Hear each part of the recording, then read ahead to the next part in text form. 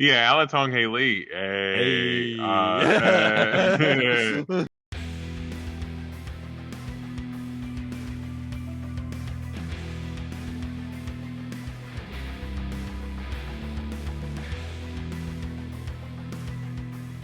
Hello and welcome to the Golden Octagon MMA podcast. I am Matt Anderson. On the other side of your screen, we have Dorian Rose. How you doing this week, man? I have a bad habit of always saying we're doing good, so I'm trying to find a way to switch it up, but still relay the same message that everything's gravy over this way. But that crazy fight weekend over this past week, dude. I mean, we'll get into it, but the news and stuff. No, we didn't have a reaction pod to all the news that changed afterwards, but dude, it was that last fight week was just absolutely nuts, and I'm glad that we're here to talk about it, man. Indeed, man. Kind of disappointing, if you ask me, the overall outcome. But it's, as you said, we'll get into it. On today's show, we're going to talk about this past weekend's fights, UFC 279, Tony Ferguson versus Nate Diaz. I know all the change up last minute, but we'll discuss that in a minute. Then we'll talk about the little bit of fight news that we do have this week, a few fight announcements, and then lastly, me and Dorian will make our picks and discuss this weekend's UFC Fight Night, Sandhagen versus Song Yadong. With that being said, before we get started, if you guys wouldn't mind, mash that like button quicker than Kamzat mashed Kevin Holland this past weekend. And then subscribe if you are not. Comments are always appreciated right down there below. Let us know your thoughts. How are we doing over here?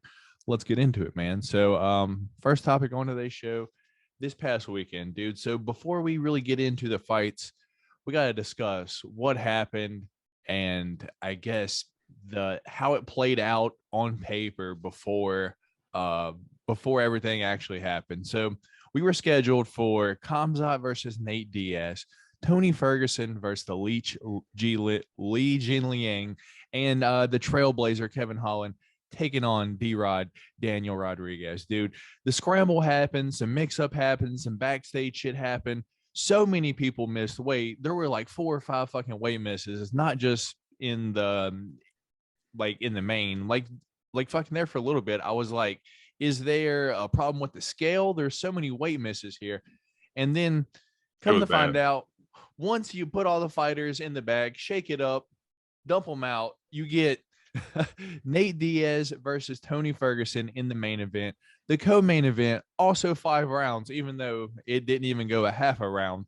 We got Kamzat versus Kevin Holland. And then pretty much who got the shit end of the stick, if you ask me, the Leech at a 10-pound disadvantage taking on D-Rod Daniel Rodriguez. And what I see a lot of people saying it was a robbery. I don't think so. It was a pretty close fight back and forth. But that's the fight that we got overall, dude. So main takeaway from the just how it was put together on paper before the fights happened. What was your immediate thoughts? Well, my thoughts on last week's pod, it was very somber because I felt like the UFC was setting Nate Diaz and Tony Ferguson up for failure. So I was not feeling good going into the weekend when it was the previous matchups. Afterwards, when the matchups were made after the Hamza weight miss, I actually ended up liking the matchups on paper a little bit better. But I think overall, like my whole thought of it was this week, Nate Diaz ended up becoming the story. And I think throughout the week, he would have still been the story because he's the more known guy and it's his last fight in the UFC. But man, Hamza, this week for the UFC was supposed to be about him.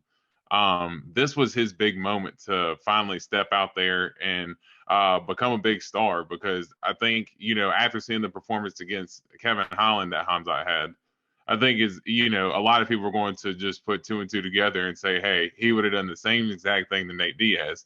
And he would have became a superstar at that point and was hoping to win over Nate Diaz's fans. But I don't know if it was just due to the pressure going into the week because he knew he was having a Nate Diaz fight. But, Hamza had the scuffle with Paulo Costa, and then he ended up having the scuffle with Kevin Holland. He ended up missing weight by by 8 pounds, which isn't crazy. And there's a whole bunch of conspiracies as to who told him to stop cutting weight or whatever, but he still missed weight. And I just thought he really fumbled an opportunity to really push himself into superstardom and become a really big name across the American fans. But I think he still accomplished becoming a name, but not in the sense that he wanted to. I think he's more of a villain now, more than he ever wanted to be. But he's embraced that role, though. Yeah, dude, without a doubt, he's for sure embraced. Fuck everyone. I'm the bad guy. To me, dude, on paper before it starts, it's like before all the switch ups happened, we were expecting cake, dude. It was just like, dude, these are going to be like, this is just kind of like a treat, We're going to see some people probably get mashed, but that's what UFC is. We want to see some knockouts, some finishes. We want to see the up and comers take over the old, take over their spots, because that's what the sport is. So we were expecting cake. Last minute like replacement on paper, we're like, oh no, you guys are now going to get a steak dinner. I'm a food guy. I love steak dinners. Cool, fantastic. Fight night happened. Fights are happening, dude. I feel like the steak dinner that we got was maybe like microwaved from like yesterday. It just like I was just chewing it as I'm watching it, dude, and I'm just like, damn, dude, like this. Tony didn't look good, dude. Nate truly didn't look the best himself either. He had more left in the tank than I think Tony did, but just as the fight was happening there in the main event, dude, I was just like, God, like I actually like fucking texted you and I'm like, dude, what what are we doing here? Like this is I didn't expect this at all. Like Tony came into the week like I'm refreshed, this and that, and then in the fight, I was like, damn, dude, not good. And then after the fight, he's like, I'm back. I was like, how are you back, bro? That was pretty rough. You got guillotined, bro. You were in a crazy knee bar and an arm bar by Benny D and Charlie Olives, dude. And you didn't even think about tapping. Nate gets you in a guillotine and you're fucking tapping right away, dude. I was just like, I've seen some clips this morning about like fucking DC and like what he said, dude. And I hate to say it, but he's right, dude. Tony's done. I really don't want to see Tony fight again, but if he does, dude, I definitely don't want to see him against anyone that has any chance of like knocking him out unconscious or anything like that. I'll take him getting subbed, but I don't want to see him get knocked out. So I guess since I kind of, I guess told you how Just I spilled felt right about into the fight. the fucking main event there. If like it went from the like the pre-fight to what was happening in the fight, and my takeaway from the main event there as a whole there. Takeaway from like the main event, Diaz versus Tony there. I actually did think Tony was gonna win too. So that I guess says my faith that I had in Tony going into the week. And I don't believe in him at all ever. But that first round Michael Chandler got me, dude. So I was believing in him and he disappointed me. Yeah, well, I think, the main thing is, Diaz, or I'm sorry, Tony Ferguson did end up taking the fight against Leach on about a 6 weeks notice. So he didn't really have the longest preparation to kind of get ready. And then he's moving up a weight class as well. I think the additional weight, because it wasn't like it was extra weight that he had put on in the gym or anything like that. It just looked like he just really didn't cut weight as he did, going down to 155, and he just looked like he just had more pudge on him. And I think carrying that extra weight, he hasn't done 170 in what, like it's 7, 8 years or something like that. So I wasn't really expecting, a 170 Tony Ferguson to come in shredded, but I think that extra additional weight did play into some of his cardio. I thought the fight as a whole, I do think that I thought it was a good fight. I'm not going to sit here and say it was fight of the year or anything like that, but I thought that there were a lot of entertainment factors in there. I mean, mainly Nate Diaz kind of doing the old goofy, putting his hands on his knees or leaning on the cage, and Tony's doing the Nick Diaz when he's laying on his back and stuff like that. So I thought there was enough theater in there for their personalities, and I thought there was enough scrapping by both of them to call it a good fight. main event worthy. I mean, I do understand your point as far as it not being the greatest fight. So watching them two in a main event at this point in their careers is kind of like they shouldn't be here in the main event. But I thought overall it was a good fight. I did think that Tony was actually winning the fight up to that point, but you could sense that Nate Diaz was starting to take over. I actually thought that Tony had won the. I thought he won the first round. I thought Nate had won the second round, and then I thought the third round when Nate was goofing around, I thought that's when he was able to. I thought that's when Tony was able to steal that round. But Nate Diaz was coming on there at the end before he ended up getting the guillotine. So um, overall good fight. I thought Nate looked super crisp. His boxing looked good. And to see Nate Diaz be in a fight and to not see him get cut, but Tony Ferguson be the one to get cut is absolutely crazy. So good on Nate Diaz for, going out there, having a good performance, getting that win. And man, I tell you, for me, I've loved every single bit of a post-win Nate Diaz. Like, dude, when Nate Diaz is coming off a win, I mean, even coming off a loss, he's entertaining in his press conferences. But man, when he's coming off a win, that dude is riding high and just says the most crazy, funniest stuff. And dude, he's such an entertainer. And if that's his last fight in the UFC, hats off to him and congratulations on a great career, man. But good win by Nate.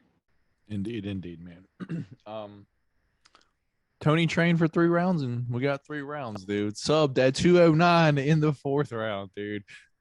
As far as the pictures that I've seen, I don't know if it's like absolutely correct, but dude, it's funny how this week played out. Nate Diaz was pretty much going to get demolished by Hamzat, and then ends up winning in the main event at 209, like in the 4th round against the Tony Ferguson that trained 3 rounds. So that's what we got. We got a 3-round Tony Ferguson in the 4th round. He didn't have nothing. Shot in for the guillotine, subbed at, and then this and took his coach's advice ill-advisedly. Tony took his coach's advice to go for the takedown, and as soon as he goes for the takedown, he gets his neck snatched. So yeah, that was terrible advice by them. On Google, it says sub at 252, so I guess that would be 208. But pretty close enough in my opinion. So not officially 209, but maybe the tap was right there. Pretty close after. So that being said, dude, let's move on down to the one of the sacrifices that I guess we did have like this weekend, dude. Kevin Holland didn't land a punch on Hamzat. Subbed at 2 minutes and 13 seconds into the 1st round, dude. I guess I was hoping like for Kevin Holland to put up some kind of a fight, dude, but Hamzat pretty much emptied the tank in the first 2 minutes. And if you ask me, dude, if Hamzat didn't get that finish, dude, I'm curious to see what he would have had left if it would have went a little bit longer. But at the end of the day, just too strong, too powerful for Kevin Holland. That being said, dude, if he was able to do that to Kevin Holland, dude, I believe the same thing would have happened to Nate Diaz, as you maybe alluded to earlier on in the show, because Hamzat didn't go for like the double leg. He kind of like shot around the back for the backside, trying to fucking already flip him into it. That's how Hamzat like fucking loves to pick guys up and fucking carry them over, then slam them. So I don't know, dude. I just feel like the same thing probably would have happened to Nate, but he gets the sub via, I guess it was Anaconda, the fucking Darce. He was fucking trying for a few of them. Shout out to the Trailblazer for fucking Granby rolling all over the place. I don't think Nate Diaz would have been able to do that. I don't see him as athletic or anything like that. So, dude, Kevin Holland put up a good fight for, I guess, while it lasted. But at the end of the day, Hamzat just overpowering, just showing he is on a different level. I guess wrestling has always been Kevin Holland's kryptonite, if you will. But put up a good fight, shown that he does know how to defend, but just the power overwhelmed him. And then he gets subbed there. I guess take away from that fight, dude. Just a sidebar before going into it, just spilling over from the main event into this. Could you imagine if Nate Diaz and Hamzat did fight, and when Hamzat went to shoot, that Nate Diaz caught him in a guillotine, just like he did Tony, man, that would have been crazy to have seen. I feel like But no, if that happened though, he would have just fucking picked him up in the guillotine and like fucking threw him over like some kind of fucking slam. Dude, he's so strong. yeah, yeah. But I thought overall for the fight, Kevin Holland, I was rooting for him because I like Kevin Holland. I'm sure it was probably tough for you because I know you're a fan of both Both of fighters, them. so Yeah. yeah, I'm sure you were pretty devastated when it came down to the matchup. And I mean, I'm a fan of both of them too, but I do like Kevin Holland a lot. And he's a straight gangster, just like he said, to take that fight on a day's notice against what was easily the toughest matchup in the division against his kryptonite, which is wrestling. And for him to take that fight on short notice like that, shout out to him. But Hamzat just short, simple, sweet. Man, he just ran right through him and just bulldozed him, just like he has pretty much everybody else except for Gilbert Burns to this point. So I am curious to see what Hamzat is going to do. I've seen that his coach said that he is going to potentially fight at 185 next. So if he was to, what I do want to see is that he is a very big dude at 170. I think he'll be a big dude at 185, but there's going to be a lot of guys who are going to share similar size to him, like Marvin Vittori and Paulo Costa up there towards the top of the division. So I would like to see matchups against potentially those guys if he does move up to 185. If he stays at 170, I think people are going to want to see him make 170 at least one more time before they try to give him a title shot. So I mean, for me, it's simple. I think you match him up against Colby to see if he's really ready for the title shot. Because I think both of them, I think that's the number one contender fight. And, the winner of that can go and fight for the title next. Because if Colby beats Hamzat, he's, very worthy of fighting for the title next. So I think as far as Hamzat, those two moves, 185, he can fight just about anybody. But 170, if he stays there, definitely fight Colby. Dude, fuck 170 right now because the whole title's tied up and shit. We don't know what's happening, when that fight's going to happen between Leon and Edwards, the third one. But dude, give me Kamzat versus Bohashinya. There's some tension there already. I would love to see fucking if Hamzat can ragdoll Paulo Costa, dude. It's like, all right, like the dude is an animal. But I guess I would have a hard time seeing him like ragdoll fucking Paulo Costa like he has a lot of other people. Because dude, Paulo's a big guy. He don't only have that much He's got power. good takedown defense, too. Yeah, so I don't really think. He's got really good takedown defense. Yeah, so I don't really think Hamza would like respect his power once he actually like fucking felt Paulo. So fucking maybe, dude, that like it would just be a fucking slugfest for as long as it fucking lasted. But I do think Hamza would end up knocking Paulo out because, dude, Izzy hit him on the side of the head, dude, and Paulo crumbled. It wasn't even on the chin or anything. But yeah, interesting to see. You think he should stay at 170? I would like to see him up at 185 against Paulo Costa. Yeah, I mean, honestly, yeah, I think 170. I think he has I guess you could say the higher ceiling at 170 because I do think that it's almost inevitable that he's going to win the title at 170, whereas 185, I do think it's more of a coin flip when he starts getting up towards the top of the division. Guys like Jack Hermanson, I see him having an easy time with him. But I do think guys like Derek Brunson, Marvin Vittori, Paulo Costa, guys that are bigger, stronger wrestlers, towards the top of that division as well. I am intrigued to see if Hamza moves up there to see how he matches up with those guys, to see if he can ragdoll them just like you said, the guy he does at 170. Indeed, indeed. So we're going on a little bit longer than we normally would on these fights, just normally because there's no news this week. So moving on down, dude, to the next fight. The last change up that we had the Leech Li Jingliang taking on D-Rod, Daniel Rodriguez. I see a lot of people saying robbery. I don't consider robbery. I did think Lee won the fight, but it was super close, dude. I think Lee had won round one clear. Round two, dude, was super close. I personally, I didn't know which way it was actually going to go there, and I did think D-Rod had won that third round there. So that being said, dude, even I didn't know. I was like, this could truly go either way. I think one has one has the other, and round two super close. D-Rod getting it done in the end. I guess. Do you think robbery? Or how did you have this fight? No, I didn't think so, and I even texted you as the fight was happening. I think it was right after the second round, and I said, "Dude, this fight is super close." Because like I couldn't tell you who was winning what round at that point. I couldn't tell you if I mean if I guess gun to my head, I would have said D Rod won the first and Leach won the second. So it just goes to show how we differ in the rounds, how close that fight really was. And I think in that third round, I thought the third round was a clear D Rod round. Um, I guess if you, I mean, for me, I did think Leach might have gotten out 1 and 2, but I could understand if someone gave it to D Rod because I thought that round one was really close and D Rod had landed a couple good jabs. So I thought if he had won, he would have been given the first round. But I do think that I thought Leach won, but no robbery because the fight was super close. Both the guys are super talented. I think they respected each other's power a little too much.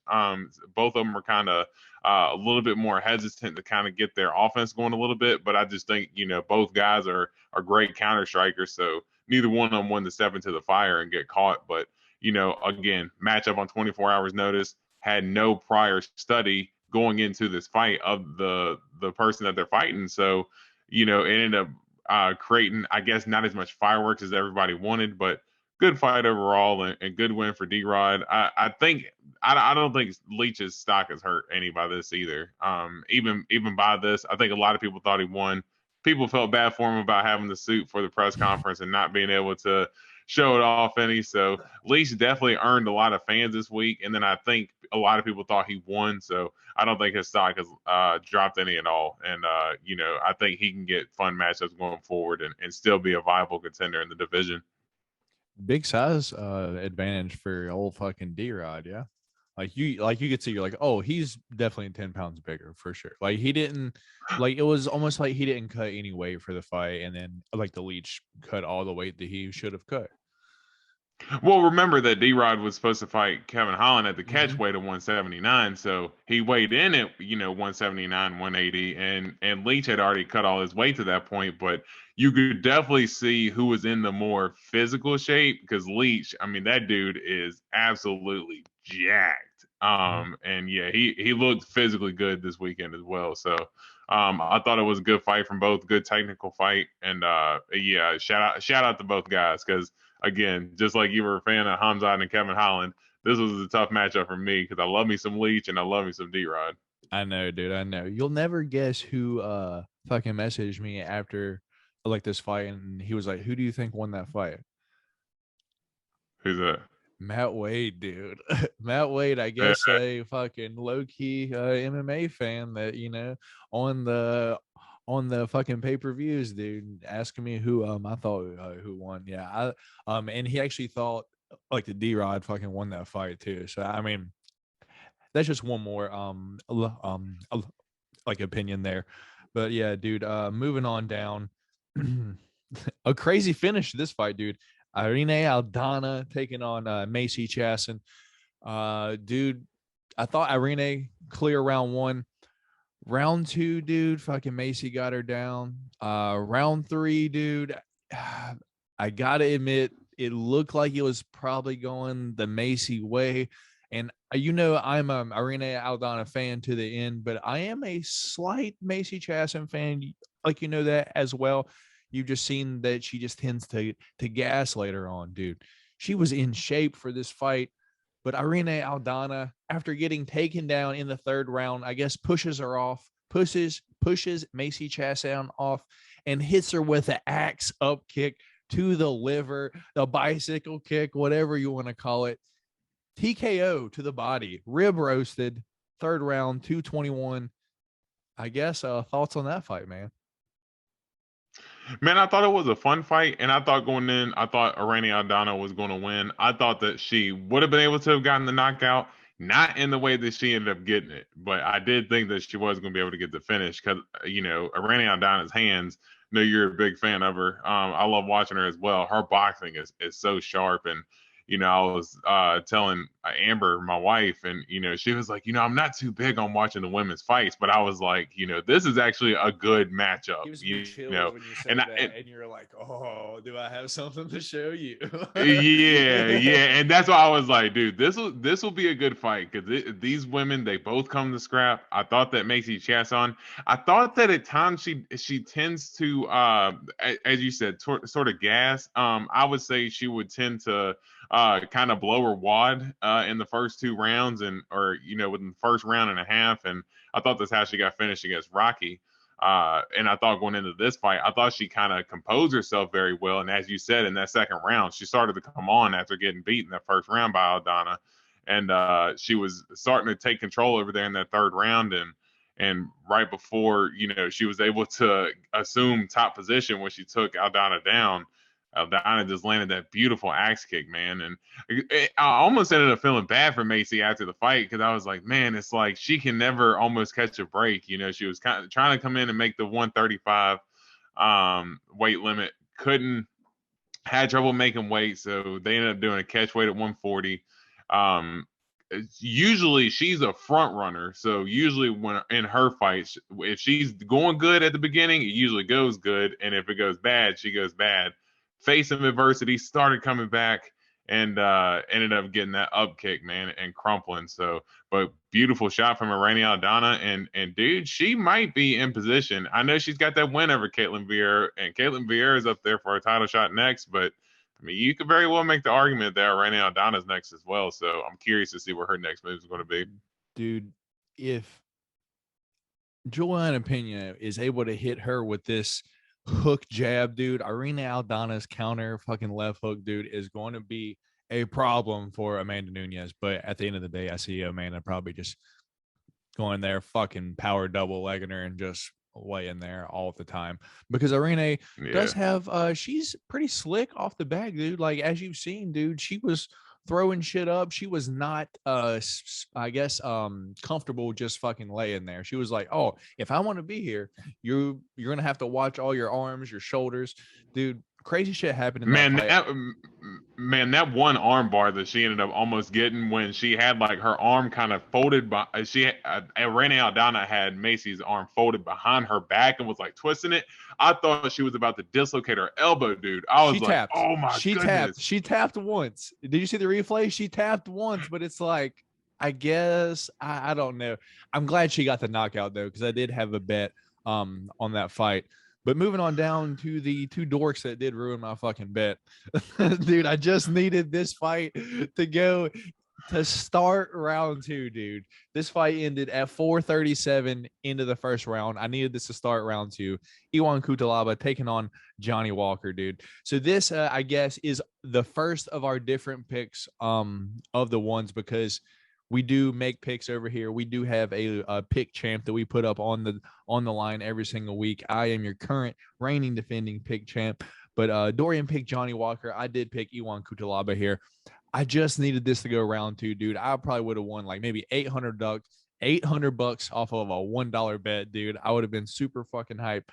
But yeah. Iwan Kutalaba comes in, takes Johnny Walker down. He's just kind of laying there for the most part. I'm not even going to be honest with you. It's like he wasn't really doing a whole lot, and I was just praying that this went to the next round. I was like, just last. Johnny Walker ends up getting the reversal, gets him in a fucking rear naked choke, dude. I guess I don't really. I'm just throwing this fight out of my mind as a whole, dude. What happened in this fight? Because I don't know if like that was even an accurate like description of what happened, because that's what happened in fucking my mind. Yeah, I couldn't tell you had any money based on your analysis going into this fight, so I couldn't tell you had a bet that was ruined. But no, really, it similar to what you said. Kutalaba did go in there and get the takedown, and Johnny Walker, he did look a little bit more energized because he was throwing a lot of elbows and stuff off his back when he was taken down. He was not content with being on his back, similar to how he lost to Nikita Krylov. He was throwing elbows. He was keeping Kutalaba honest, and he was able to get back to the fence.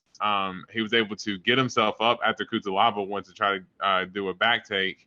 Johnny Walker ended up taking Kutalaba's back, ended up going for a big slam and slammed Kutalaba right on his stomach. And as soon as he did, he immediately took his back, got the hooks in, rolled. He ended up rolling Kutalaba over. And I'm not going to lie, I had a bet by KO TKO for Johnny Walker, and he ended up knocking him out. And had Johnny Walker had got some ground and pound in there, I would have won my bet. But it was a great performance from him because he absolutely went in there and Kutalaba tried to wrestle him and he ended up reversing the course. And we usually haven't seen Johnny Walker implement his wrestling at all. But dude, he is freaking massive at 205, bro. Like he is 6'6", and like he could easily fight at heavyweight and be bigger than most of the heavyweights that he's going to fight. But dude, his size advantage at 205 is crazy. His athleticism is nuts. It's like if he can just start putting everything together, you can really see why the UFC was really big on him when he first came in, because just his power, his size, and he's a great personality as well. So I am a fan of Johnny Walker and glad to see him get that win. And yeah, great performance from him. Even though I needed a knockout, but you know what? Good win overall. All good, man. So Dorian is up 1 on the week, and we move on down to the prelims, dude. Our next one that we did pick different on, that was still on the card at least. Hakeem Dawodu taking on Juicy J, Julian Erosa, dude. Julian Erosa was the underdog, almost 2-1, dude. And Hakeem Dawodu has not impressed me, dude. He looks mean, as his name implies. He always has this face. But dude, he's just not. He hasn't done enough to.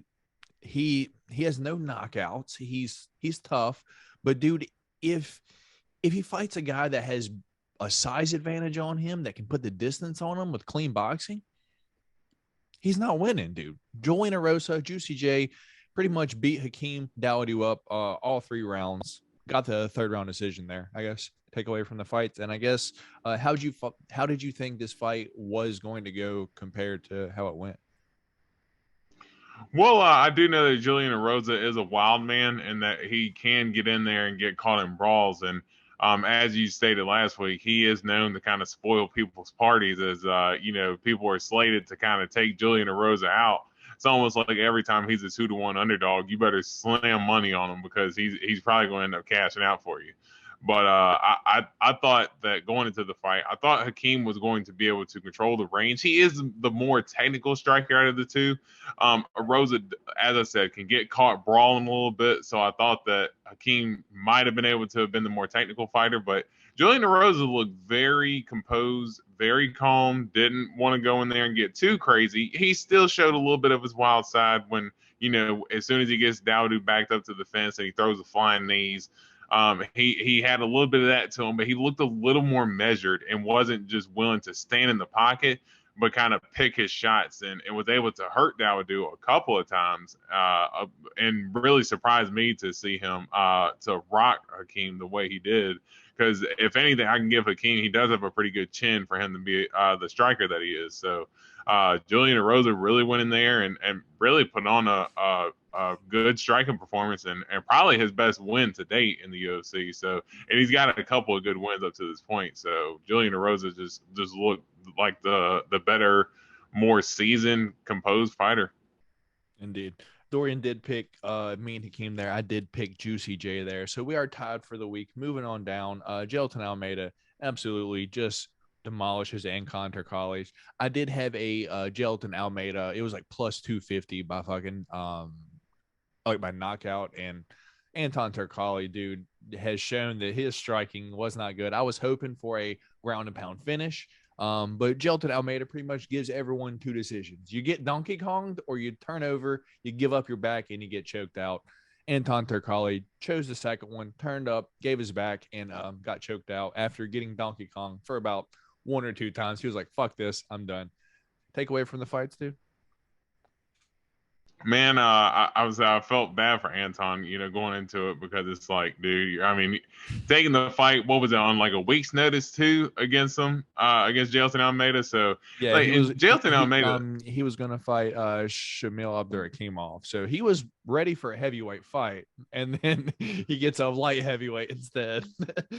yeah, and that's the crazy thing is that he can go back and forth between both weight classes, and honestly, he's one of those guys that are coming up that, I mean, will he be the champ in both divisions? I mean, that will be a tough feat, but dude, he definitely has the potential because he looks like Habib at 205. I mean, just the way that he just gets on people, mauls them, similar to Hamzat as well. Just the way he can get on those guys, maul them, and take them down, mash them, as you said, get beat and turned in the ground beef, or they end up getting the sub. So either way, dude, Jailton Almeida, he's definitely gonna be a problem. As I got my freaking cat over here acting a freaking I idiot, don't hear it, and dude.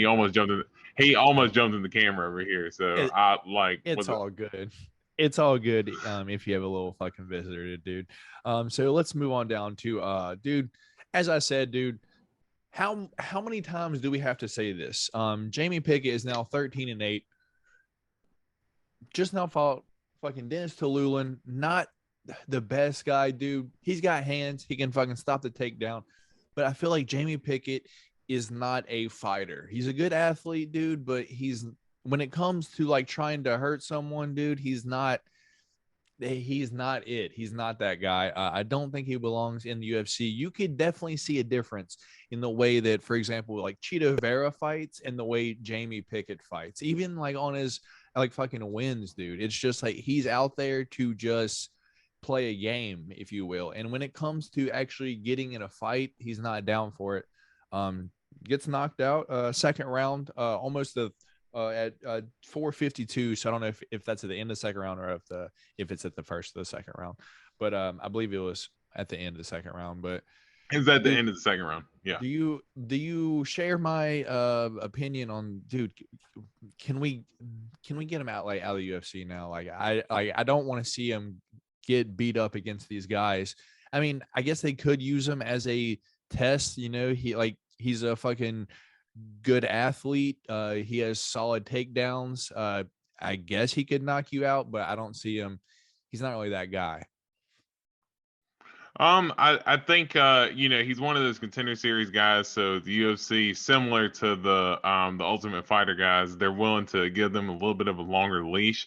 I just think that at this point, I think that Jamie Pickett. I don't know if I share the same thing as that. He's not a. I guess you're saying that he doesn't have the killer instinct. Is that what you're kind of saying that? It's I mean, and almost I like wouldn't. he's out there to have a sparring match. Like he doesn't if he could choose to win but not hurt the opponent, that's what he would do. Well, I think, and if you look at him, coming off his, I think his second contender series fight, because I think he had two different opportunities on He there. I had think he like maybe lost his first one. like two or three, dude. It was a few. Yeah, yeah. So I remember, his win in there. He had a real big knockout, but he would come out just like a bat out of hell, and would just come out there, just full speed ahead, and would try to get the knockout early. And then I think as his UFC career started going, he started getting matched up against guys to where they were able to counter a lot of his strikes. When he's fighting lower ranked or regional type guys, he's able to run through those guys because, as you said, he has the athleticism.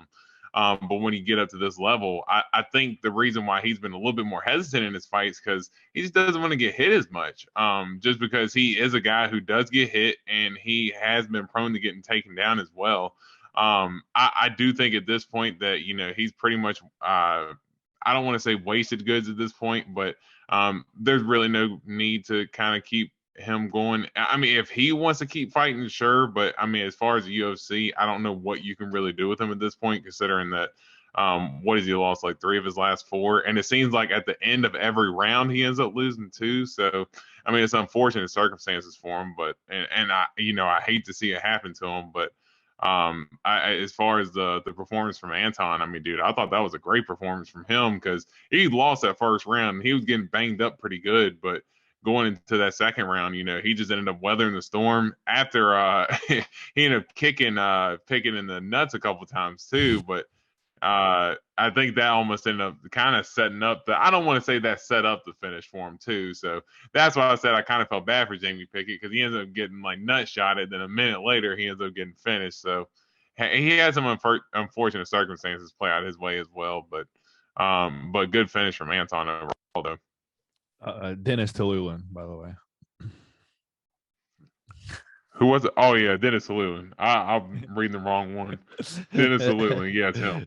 But yeah, dude, fucking one of those like fucking nut shots, or like the two. One was made like on the belt line, kind of like, but like the other one, dude, they were both fucking kicking like at the same time, and he fucking caught that one in the gooch, mega. That would hurt so bad, dude. That's So brutal. rough. That's rough. Yeah, But, and he had the cup on too. And the cup always makes it worse. Like, people wear a cup to protect it, but like, dude, the cup literally makes it a bigger target to get hit every time. Moving on down, dude. Our surpriser of the night, dude. I said that Jake Collier should not be fucking minus 400 over anyone in the UFC. And this is why, dude. Chris Barnett came in here and fucking took some punishment. I'm not even gonna lie. He took some punishment round one. I did have a bet Jake Collier first round fucking knockout. Not gonna lie. I was kind of bummed that didn't happen. The whole time I was like fucking standing up like, oh shit, here we go. Oh shit. But dude, Jake Collier gassed and he gets finished round two. I guess went for a takedown. Chris Barnett stuffed it. And when you have that dense of a man in such a small area on your back, dude, you're not standing up off that. That's like 280-pound cinder block in one area of your back with arms throwing fucking punches at you. Chris Barnett gets the TKO, dude. Takeaway from this fight, man. Coming in with some tough circumstances as well after his like last fight. His wife actually just died right before his like last fight. So this whole training camp, like, and everything was this like fucking first one. Him like on his own, dude, taking care of like all of his kids all by himself, dude. Comes in, shows some adversity round one, and then just, I'm giving myself cold chills now. Comes in and gets that second round finish, man. Take away from the fight.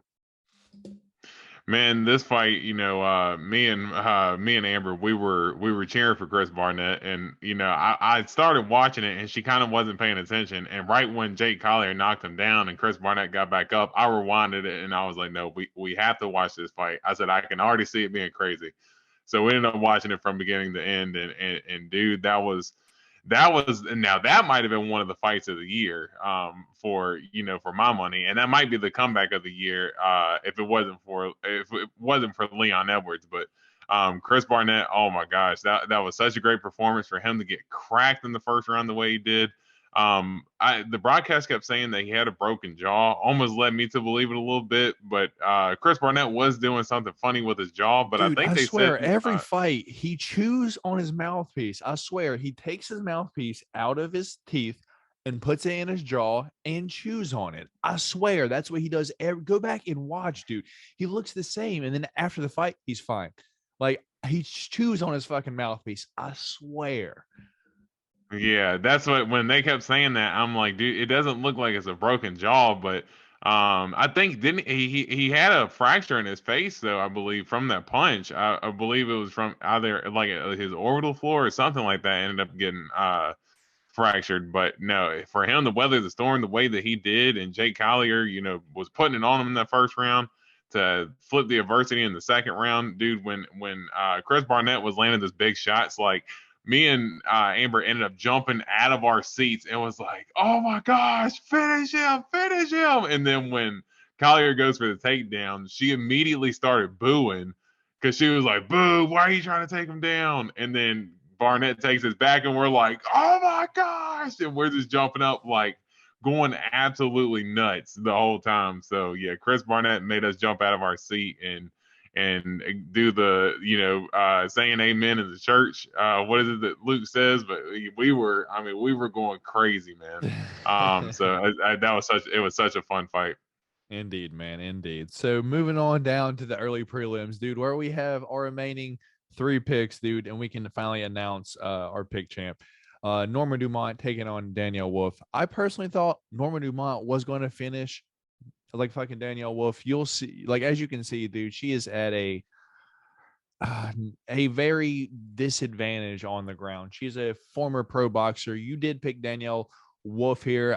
We did agree that it was kind of a shot in the dark because fucking Danielle Wolf, you know. But at the weigh-in, dude, I was like, oh shit, there might be a problem here because Danielle Wolf was so much bigger than Norma Dumont, dude, so much bigger. But as we've seen, dude, fucking Norma Dumont likes to fight people at what they're best at for some reason. It doesn't make a whole lot of sense in my opinion, but she showed that she can outstrike the boxer, dude. Was knuckling Danielle Wolf up, dude. Ends up getting the decision at the end of the 3 rounds. Take away from the fight, dude. Yeah, and honestly, Norma Dumont looks super sharp, and I thought that She was Norma a dump Dumont, truck as you driver, yeah. said, it's true. Obviously, you took my line because I was just about to mention that. Yeah, because she definitely, yeah, she dumping that dump truck for real. Um, but no, I do. She was very clean in her striking. As you said, she does tend to fall in the trap of fighting to another person's style, and I thought that might have been what could have gotten her caught up in this fight, but. She implemented the leg kicks really good. She started using the takedowns in the second round there to kind of wear on Danielle Wolf, but I thought there in the first round she was able to land some good strikes. I think what was it? Was it at the end of the first round she ended up hitting her with the big right hand and dropped her? So Norman Dumont, I mean, that might have been the best performance that she's put on to date, and she's fought some pretty tough fighters at this point, like Felicia Spencer and Aspen Ladd, but that might have been the most complete performance that I've seen her put on to hurt Danielle Wolf and wobble her a couple of times, drop her once, and then implement the takedowns with some nasty ground and pound. Norman Dumont looked really good, and so did that dump truck. Well, no, we're not. Moving on down, dude. Melissa Martinez taking on, or no, I fucking skipped one. So I am up 2 now. You are down 1. So, or I'm. It's fucking 2-1 right now, dude. Our next different fight of the night. We got my mind all wondering now. Chad and Helliger taking on Alatong Haley. You could not say Alatong Haley last week to save your life, but you did pick him, dude. I did go Chad and Helliger. You wanted to throw this fight out, but we end up having to throw out the main event as a whole with the fucking Nate Diaz versus Hamzat. So this was one of our 5, dude. You did pick Alatong Haley. He ended up getting like the victory there. There was a size difference here, dude. Fucking Chad said was like a former 2 like fucking weight division, and it was like weight division champion, and I was like, all right, well maybe he's fucking good size. Altong Haley for sure, like the bigger guy, and just pretty much just pieced them up all 3 rounds. Had pretty much Chad and Helliger was trying, dude. Looked a lot like fucking old Wood and Dan Henderson out there, just to lean off to the side, was just trying to uncork one big right hook, maybe a head kick, but it pretty much nothing for Alatong Haley. Take away from the fight. Yeah, Alatong Haley. Hey. I put too much emphasis on it last time, That's gonna be but no, the fucking intro. It's gonna be you saying yeah. Haley. Hey, hell yeah, my Fonzie, dude. That's such a dated reference. I shouldn't even said that. But no, the only reason why I chose Alatong Haley, just to keep it short, is honestly just because he had the more UFC experience to this point. And I believe they say he's training with Henry Cejudo now. So, and I know that I had seen his knockout against Kevin Kroom, and I know Kevin Kroom's a pretty decent fighter. So, I thought that, coming in heavy hands and looked like, as you said, a pretty good size advantage too. I just knew that Alatong Haley had the more UFC experience, and he really showed it in the fight. He had multiple times where he had hurt Chad and it went to follow up on it, but didn't go out there and blow his wad and end up getting finished in the process or anything like that. He was able to have it stay calm, composed, and really went out there, implemented his game plan, hurt Chad multiple times, and really looked super clean and was a clean win overall. Indeed. So that makes us tied up 2-2. And we have our tiebreaker right here at women's strawweight, dude. Elise Reed, which I am fairly high on after I saw her beat Corey Poppins McKenna. I'm a Poppins fan, and she pretty much dusted up fucking Poppins. You picked Melissa Martinez here. You thought that the UFC, like the newcomer, was going to be set up to beat Elise Reed here. Elise Reed just showing that she is the more crafty UFC vet at this point. Pretty much just a better overall fighter, in my opinion, showing that she's a problem on the feet if you are not elite, and if you cannot take her down, you're gonna have some problems, dude. Elise Reed gets the third round decision there, and that makes me, and still, baby, 5 weeks in a row now, 4 fight weeks total. We did have a bye week in there, but 5 weeks total. Yeah, I was gonna get it right. Pick champ, and still, dude, how long can you feel bad for me for not having this thing after I just have it so long over and over, dude? Can you win it back one of these weeks, dude? At this point, I'm just want to, like, I don't even want this shit anymore. You can have this shit, but I'm not gonna make it easy on you, dude. I'm gonna make you take it from me. Until then, it'll be over here. I'll try to keep it shined up, but I got to be honest, it's getting a little dusty, dude. Yeah. I see how happy you are about it. So I don't want to try to ruin that. So I just come in and kind of mail it in on the picks to try to help you keep that happy spirit you tend to keep with that belt. So I don't want to try to ruin that for the pod. All right, man. So takeaway from the Elise Reed and Melissa Martinez, or I don't even know if you watched this fight, dude. I watched it as much as I could, not too much, but I was able to see a little bit of it. Elise Reed was able to, as you said, just really implement that she was the better overall fighter. She was able to kind of keep her range with the strikes, and then every time it got close, she was able to, every time it got in a clinch situation, she was able to get Martinez backed up against the fence, able to control her, get pretty good strikes off, and really implement a game plan and really showed that she was a UFC vet. Fair enough, dude. And moving on down to the opener of the prelims, the early prelims, dude. Darian Weeks versus Johan Lainus. This pretty much shat on everything I said last week. I was like, Johan Lainus has a bad gas tank. He's not going to last 3 rounds. Yada, yada, yada. Although I did think Darian Weeks won the decision at the end of the night, it was a split decision. Johan Lainus gets that third round decision. Did you watch this fight, man?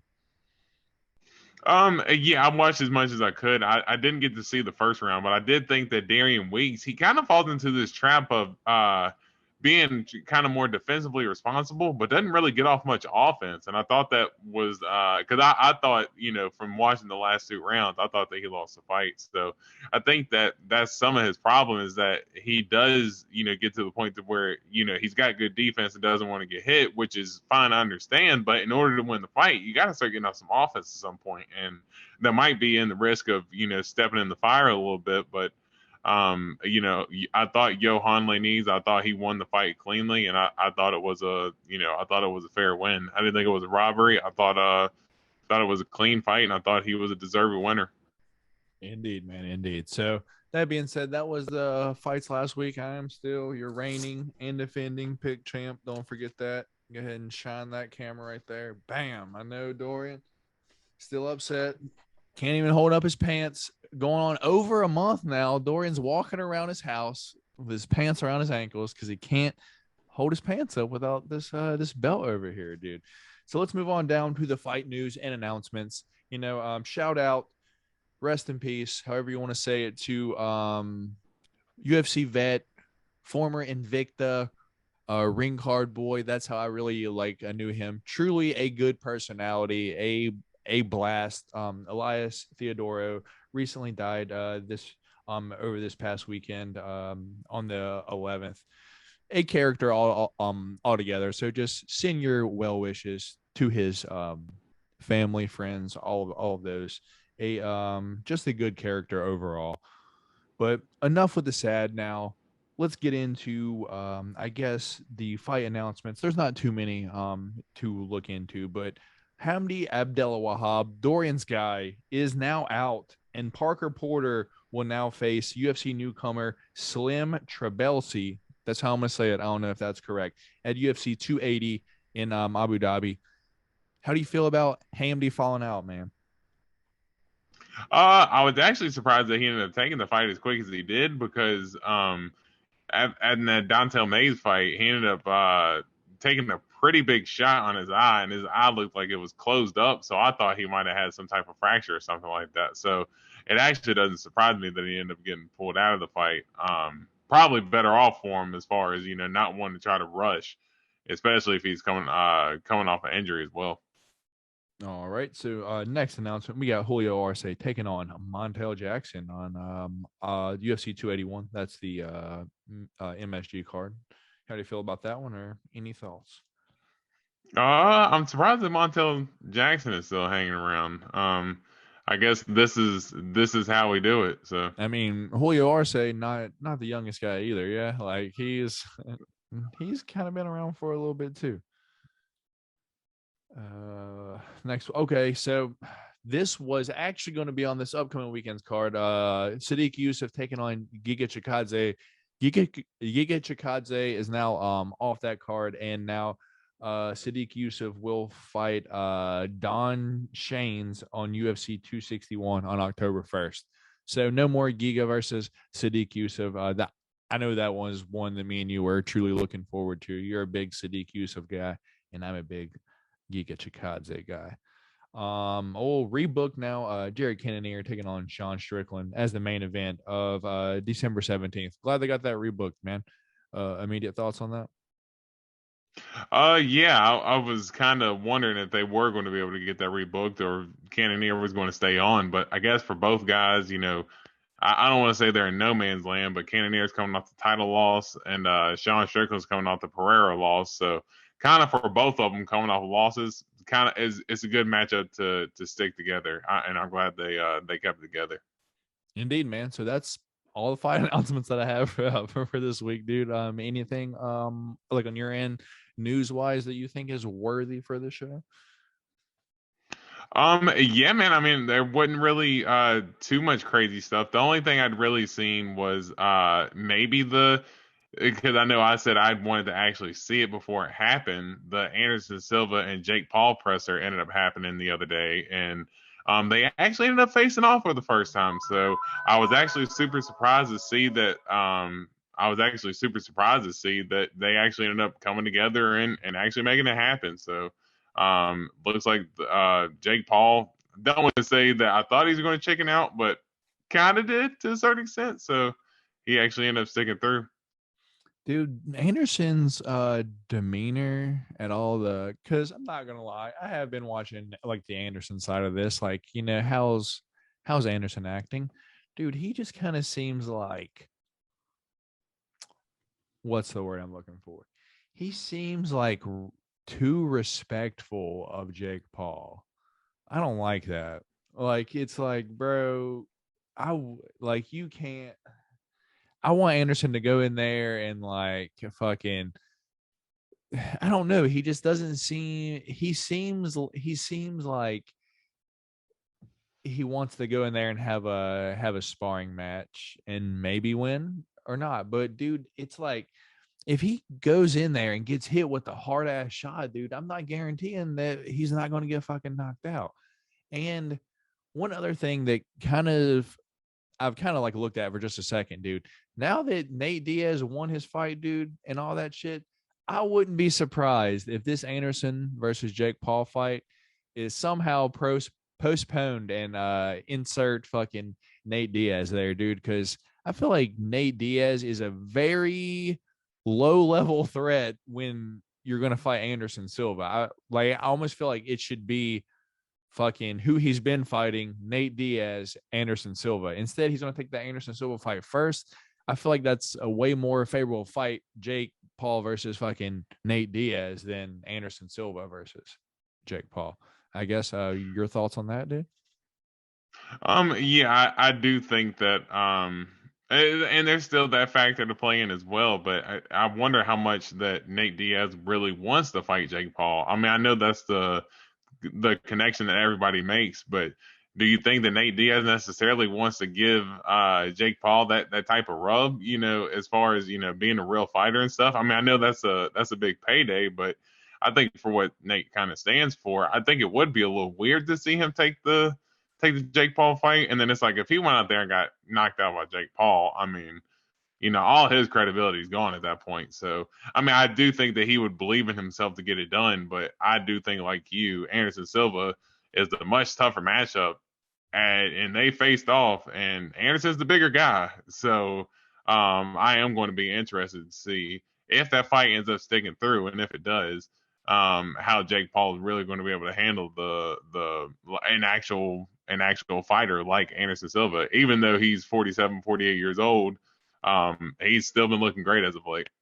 Have you seen any of the like the press conferences or anything like that? Like and how I didn't. Anderson's dude, it kind of scares me. It's like, bro, I need you to I need you, he's always been respectful, but he's like, I like to thank them because this and this, they're a very good opponent, this and this. It's like, No, oh man. no. That's Anderson. That's Anderson at his best with his mind games, I hope dude. Like, so. dude, God, I when hope so. I dude, hope so dude, so much, dude. dude, I when hope he so. well, let me say this. I don't want to say mind games because he is, and I think that a lot of people that have talked to him. Obviously, I haven't talked to Anderson Silva, but everybody that you hear amongst MMA media that has talked to him has always said that this guy is the absolute nicest guy in the world. And I do think that part of it is just him being a genuinely nice guy.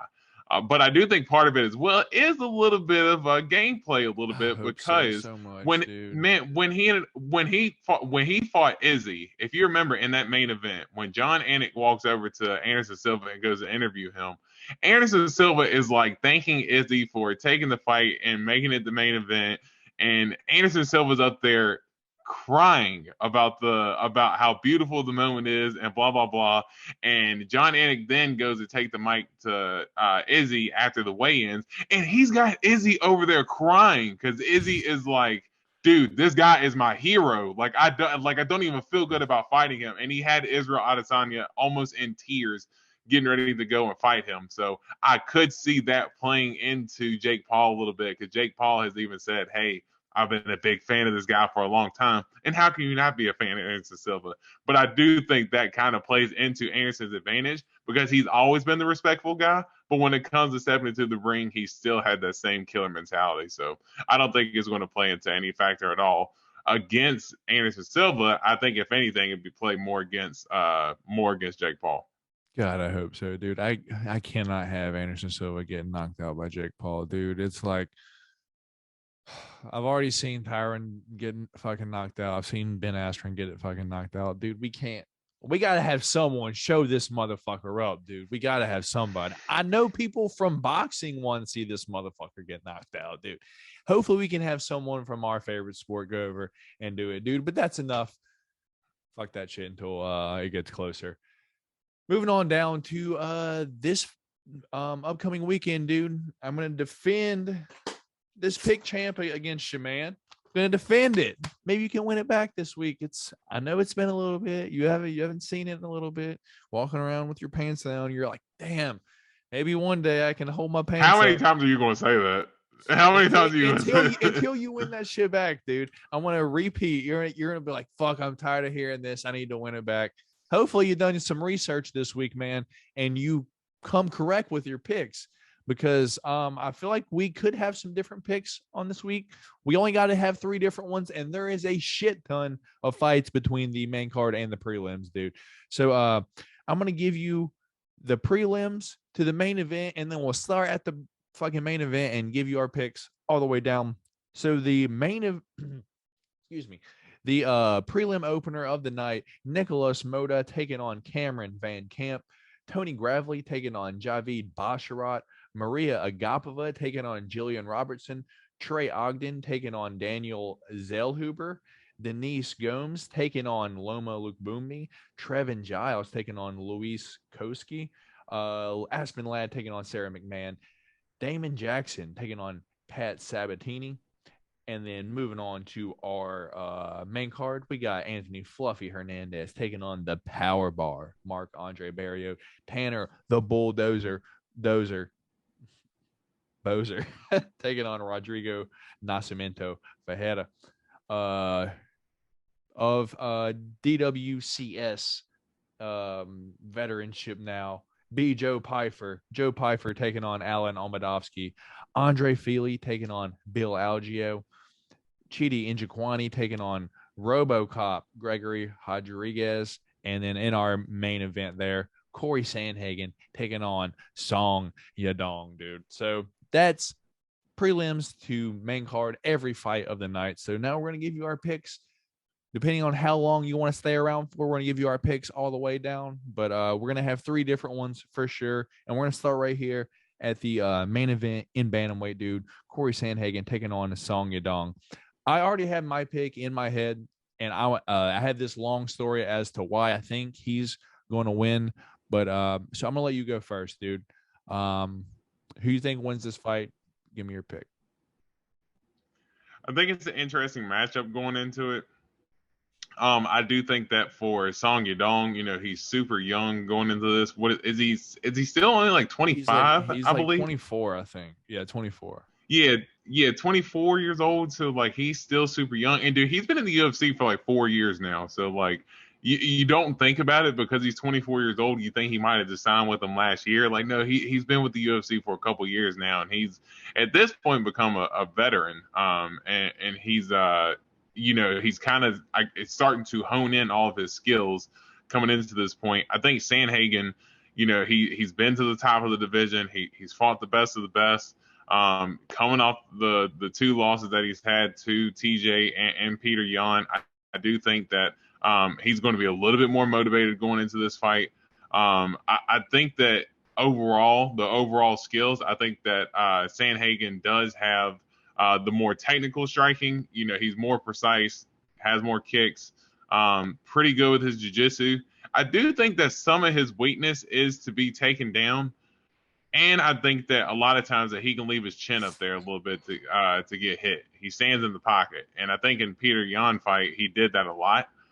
I think if you're going to do that against Song Yadong, that's a bad thing to do. And Song Yadong's coming from training with Team Alpha. I guess you could say Team Alpha Male, as my camera finally decides to end up doing the crap again. It was like halfway blurred for like the past 10 minutes now. It was like it wasn't too bad, but it was like halfway. So But no, I think Song Yadong, I think coming in from Team Alpha with the wrestling, I do think that he's going to implement a little bit more of that. Sandhagen can get taken down a little bit, so I think give me Song Yadong, either early stoppage or I do think he ends up getting a wrestling decision. It might not be as exciting as everyone thinks if it's not the big knockout. Interesting. I truly didn't expect you to go that way, but I'm actually glad you did because we'll have our first different one of the night. I'm going the Sandman, Corey Sandhagen. Do a little bit of MMA math for you. Dude, if Song Yadong has some trouble with Kyler Phillips, loses the Kyler Phillips, Corey Sandhagen is a sharper, taller version of Kyler Phillips. Maybe not as good wrestling, but he does have good takedown defense. Just overall, I guess some holes have kind of been there against the fucking better wrestlers, but I don't think fucking Song is a great wrestler by any means. Kind of small for the division, and fucking Sandhagen is huge for the division. So that being said, Song losing to Kyler Phillips and Corey Sandhagen having a great fight, super close with fucking TJ Dillashaw and contending with Peter Yan. I think Corey Sandhagen for sure. It's in the cards for him to win this fight. I mean, MMA math can be a little bit dangerous because I mean, it's a weird result because people don't even think about it. But I mean, Song Yadong did beat Cheeto Vera a couple of years ago too. So if Did you he? say Cheeto Vera's at the top of the division, Did he beat Cheeto Vera though? Did he? Or was he, that a split but decision and really fucking close? it was really close. But at the end of the day, who ended up getting the dub? Song Yadong was the one who ended up getting the dub at the end of the day. And I think in that fight, he was able to use his wrestling against Cheeto Vera there in the, I think it was in the second round to kind of help him because Cheeto started doing Cheeto things and was weathering the storm. And Song Yadong had to take him down to, kind of get Cheeto to cool off a little bit. But I think if he's able to take down Cheeto the way he did, I do think there's ways that he could take down Sandhagen as well. So, MMA math it's tough to kind of follow directly with because as you know, and Song Yadong, what that fight was 2 years ago. I mean, he's 24 at this point. This dude's still learning, honing in all his skills. So, Ooh, we got a first different one, dude. Oh, it gives me the shivers. So we only got to get two more different ones. I'm taking Sandhagen. Dorian is taking. I'm sure he's the underdog. Yeah. yeah, I think last I seen he was like plus 170. Yeah, makes sense. Only plus, dude. I would put Sandhagen minus 250. Well, man, yeah, he was minus 210. I think minus 210, minus 215 when I seen Sandhagen, and then Song Yadong was like plus 170. Okay, makes sense. Moving on down, co-main event, Chidi Njokuani, Bang Bang, taking on the RoboCop, Gregory Rodriguez. Give me Rodriguez here. Who you taking? Man, that's surprising. I think give me Chitty. And I know I keep doing this to Gregory Rodriguez, but I said in that last fight against Marquez that, man, if you go in there brawling against Marquez, that's a bad idea. But he was actually a lot bigger than I thought that he was against Julian Marquez. Chidi Njokuani is going to be at a size disadvantage due to Gregory Rodriguez's muscle, but I believe he's 6'3". Chidi Njokuani is he's 6'3". It said Google says they're both 6'2", dude. I do not think that RoboCop is 6'2", dude. He's like 6'4", dude. He's got to be at least 6'3". He's a big guy. But Chitty is going to be pretty big as well. So like as Chitty far as will the have height and reach, 5-inch reach advantage, 80 inches versus 75 inches. And I think that's going to play into his favor. That dude, the power he carries at 185, and he's super precise too. Gregory Rodriguez, I think it might be a short night for him. Dude, Gregory Rodriguez got a fucking chin on him, dude. I don't care what anyone says. Who is like the fight where they were just slinging back and forth the whole fucking fight? Was it Armin Petrosyan? Well, he's had a couple of those, dude. On a few of them, dude. He's got a fucking dude. He's got a fucking chin on him. The Dusko Todorovic fight too. All his fights, he slings and bangs. And then what gives me hesitancy is Chitty can be taken down, dude, and has shown that if he's down there, there's some holes on his. He's got fucking 7 losses, and if you look how he's fucking lost now, you're like, I could see it. I could see it going that way. Give me RoboCop by some kind of ground and pound, or maybe even a sub there. Moving on down to our fucking feature fight of the night. We got Senor Perfecto taking on Touchy Feely. Andre Feely taking on Bill Algeo. Give me Senor Perfecto here. How you going here? Man, honestly, this one's kind of tough. I don't know if I want to put this one on our picks or not. If you're going to go off the consistency factor of Andre Feely, dude, you're about to fucking lose your shit right now because he is probably the most least consistent guy. Well, and that's what I'm kind of like back and forth about is that it's like, man, I have no idea how to. Well, actually, looking at size advantage, Bill Algeo is going to be a little bit the bigger fighter too, even though he's going to be at a reach disadvantage. But give me Bill Algeo. I think Bill Algeo gets it up. Makes sense, dude. Makes sense. Moving on down to the next fight of the night at middleweight, we got Dana White Contender Series vet from this season, dude. Joe Pfeiffer was his tagline, taking on Alan Almadovsky. Was that the guy that tried to sneak into Fight Island and then got kicked out of the UFC? No, that is a Zytar, Ottoman Oh, okay. Zytar. I Oh, believe. okay. Yeah, I believe that's who it was. Yeah, I truly, dude, I don't really. Joe Pfeiffer's only been on the Contender Series. We've seen Alan Almadovsky. Joe Pfeiffer is gonna have a big ass size advantage, 6'2" to Alan Almadovsky's 5'8", dude. Reach about the same. I really don't want to put this on the picks. I guess give me the DWCS vet, the UFC newcomer. Give me Joe Pfeiffer here. Yeah, they're setting Joe Piper up here for a big time win. I think that Dana, he came off a loving that Joe Piper fight and giving It's him the only good fight of the uh, whole night, so he had to, yeah, well, and he was just super fired up too about it. Just how he was, so full of energy and so excited, and that's what he was saying. Beat Joe Piper, and he ended up making shirts out of it and everything. So I think perfectly set up for him. I think he ends up getting the dub as well. Cool. The bulldozer Tanner Boser taking on Rodrigo Nascimento Fajeda. 6'2", taking on 6'2". They're both 6'2". Fajeda's got a 5-inch reach advantage on him. The one thing that stands out here is Tanner Boser, 20-8, taking on 9-1, Diego Ferreira. I don't see Tanner Boser losing to someone that isn't a bigger guy than him, dude. The bulldozer, he's scrappy, man. Give me the bulldozer here. And I don't really know too much about Rodrigo Nascimento Fajeda.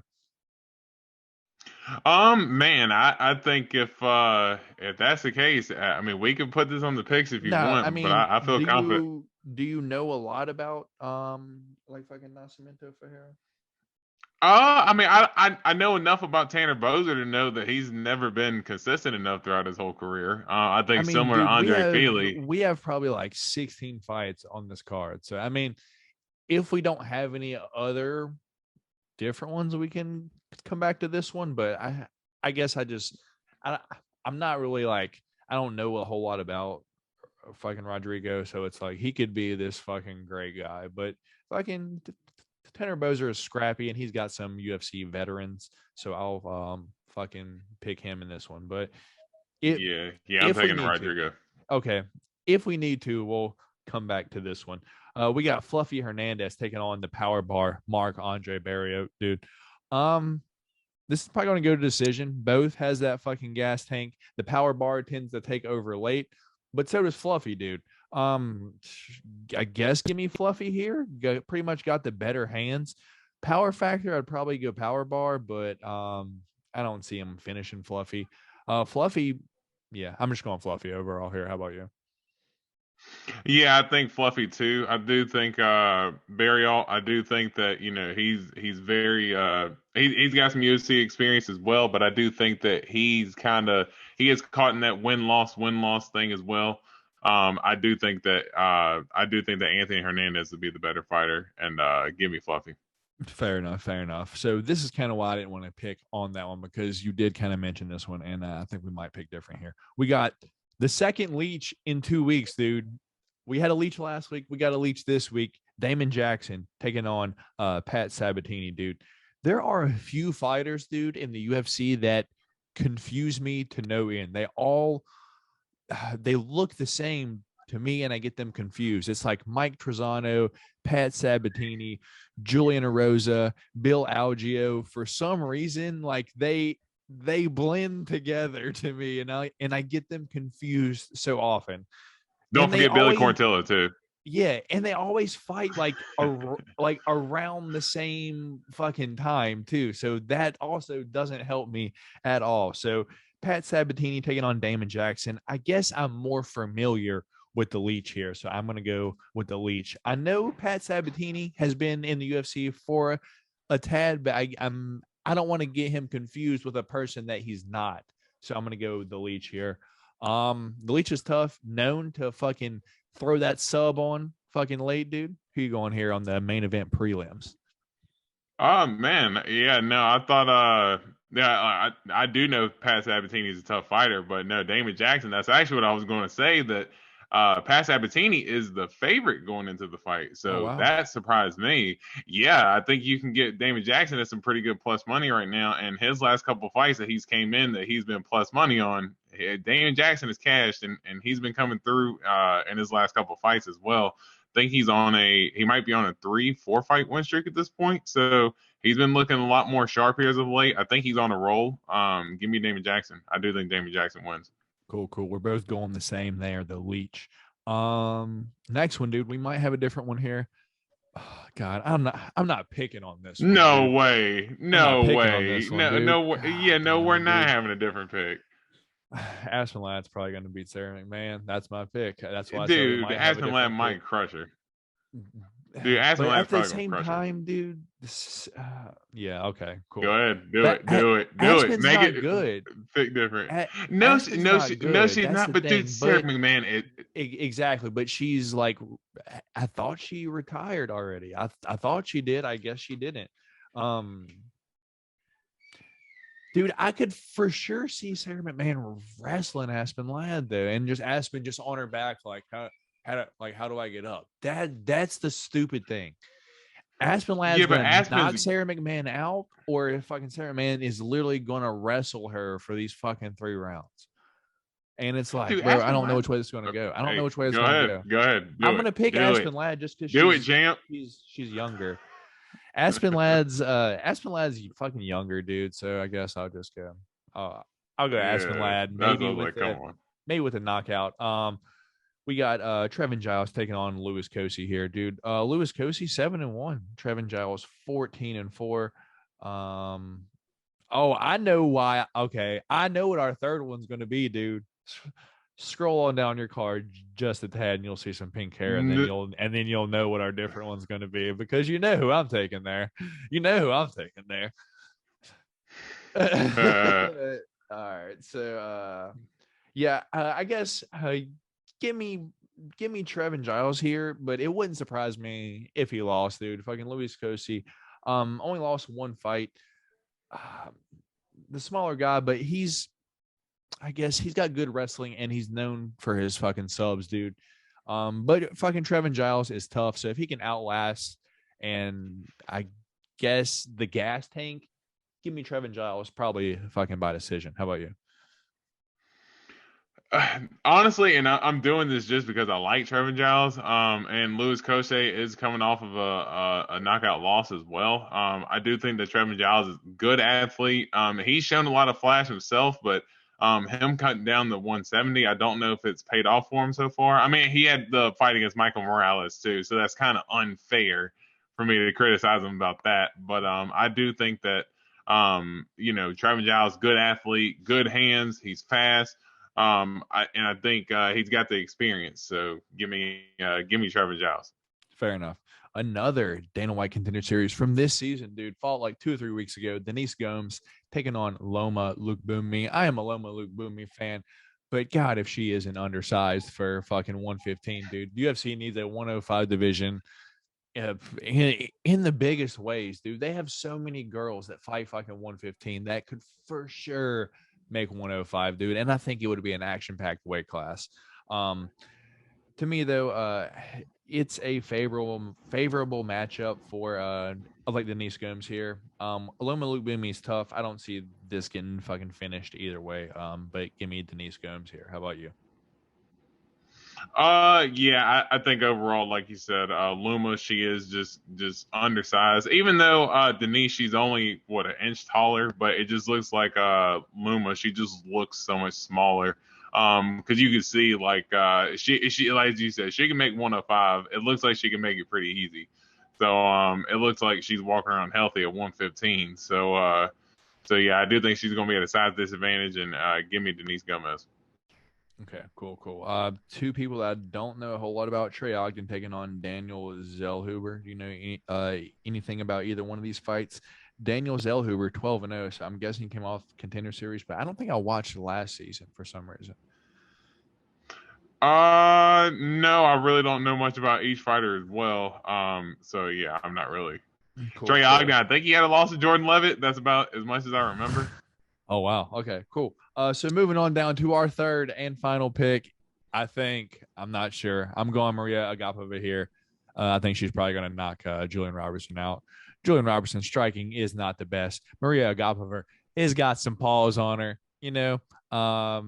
She does tend to gas from time to time, but I believe she has the striking to get Julian Robertson out of there. Maybe clip her, put her down, hop on with her RNC. You going Julian here, man? I know you want me to. Oh, It's wow. tough because, well, I was mad at Maria Agapova because she ended up losing the fight to Marina Moroz. Long story short, you told me she was going to crush her, and she didn't. If it was a different fighter, like, dude, Jillian Robinson is literally, like, if you go back and look at her, like, win loss, it's like loss, loss, win, loss, win, loss, loss, win, loss, win. Like, you want to talk about inconsistent? Like, she's 10-7.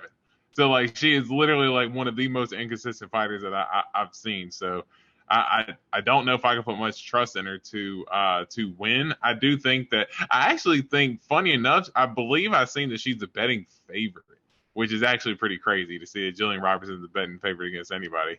Um, Man, that's the crazy thing. I don't even know if I feel comfortable enough even putting on the picks. But Here's what I thought you were going to say. I thought you were going to be like, bro, if Priscilla fucking Cachoeira didn't knock her out and she ends up fucking subbing her a little fucking later on in the fight, that's what's going to happen. That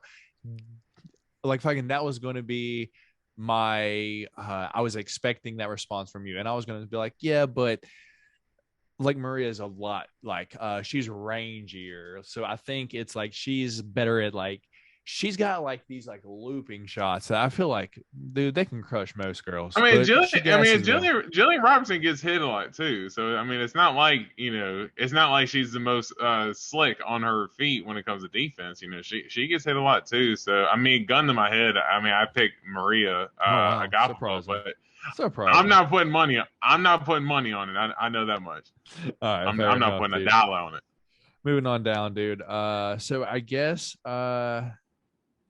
dude, let's so that means that I guess our third fucking different one of the night will be that Rodrigo Nascimento taking on Tanner Boser. I'm going Tanner Boser, Dorian going Rodrigo Nascimento in that fight. You're going to go for someone that he don't know.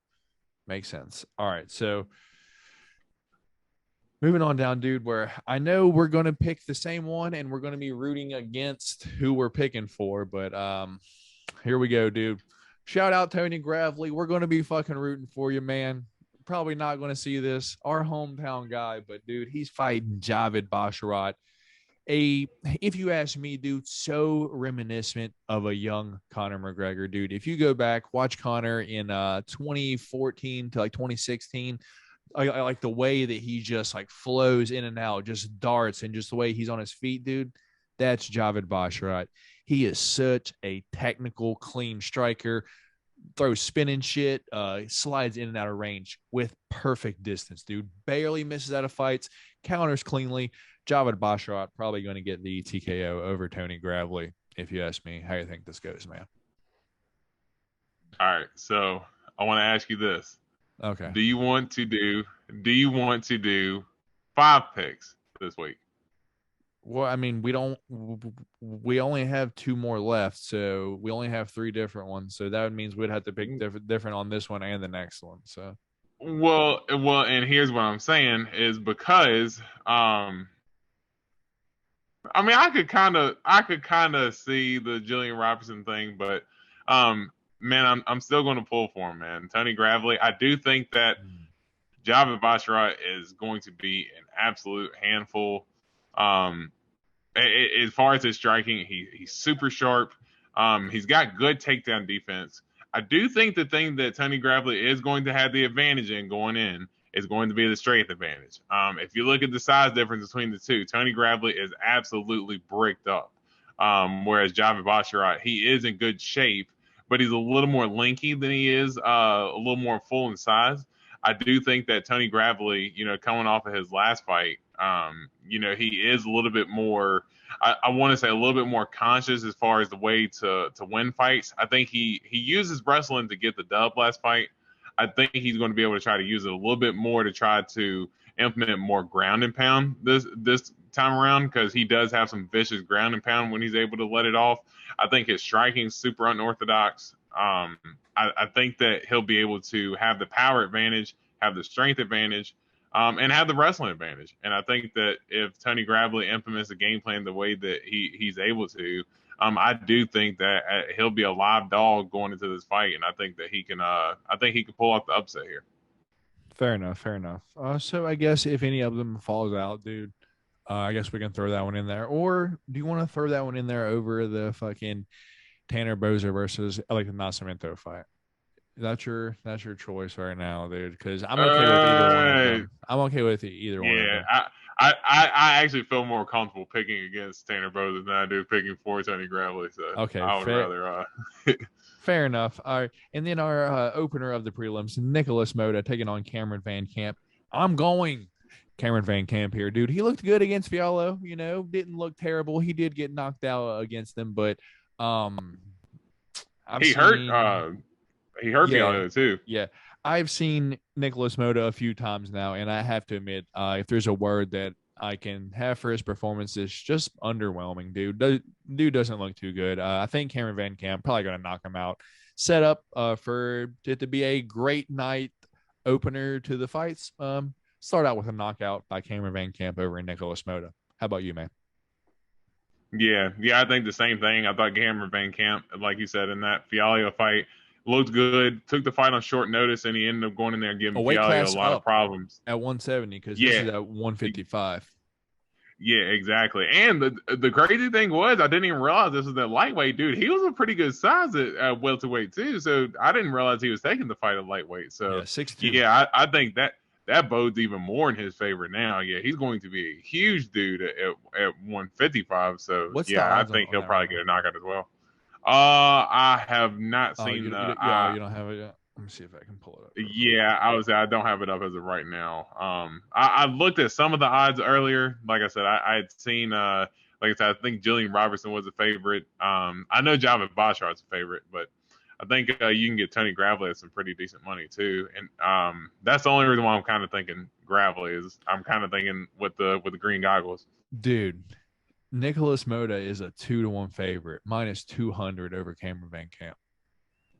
Man, that's talk about a live dog. I think there's a couple of live dogs this weekend, and that's one of them.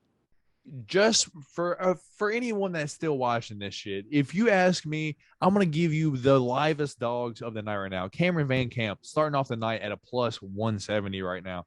Javid Basharat, I'm surprised he's not a bigger favorite. Only -165 right now on DraftKings, dude. Like that's almost like you fucking throw that in like a fucking 3-leg, dude. That's for sure positive fucking money there.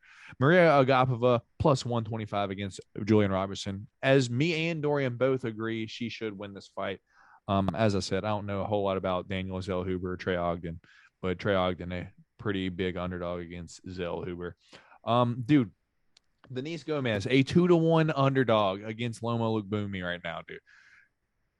She's +190 against -225 for fucking Loma Lukbumi. So just right off the bat, I'm gonna make a fucking parlay right now, dude, on the fucking air for everyone to see. I'll fucking put it up on a little screenshot. I'm going Cameron Van Camp, Javid Basharat, Maria Agapova, and Denise Gomes. Dude, that is a plus 27.29.